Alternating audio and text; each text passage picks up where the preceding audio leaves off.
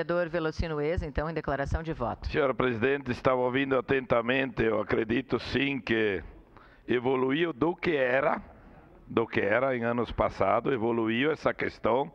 Houve um debate muito grande, tanto aqui como fora daqui, e ainda há de evoluir muito. Há poucos dias atrás, lá na minha comunidade, praticamente 8 cachorros abandonaram o Felipe de uma vez só.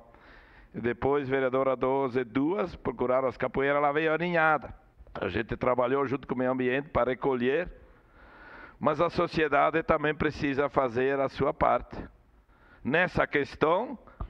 E uma das questões que me deixa muito triste, gente, eu tenho aqui embaixo onde meu guri trabalha, eu canso de ver pessoas passeando com o cachorro, beleza, nota 10, mas levando o cachorro passear para fazer a sua necessidade na frente da casa do vizinho.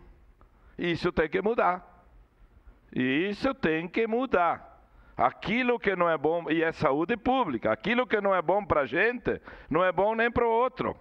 Então, tem muito ainda a melhorar, tanto no serviço público, mas precisa da ajuda da população.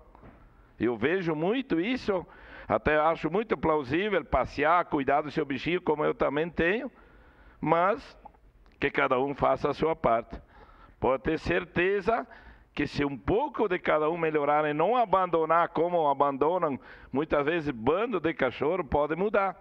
Agora, jogar só nas costas do serviço público e não fazer a sua parte, de pouco adiante, independente de partido.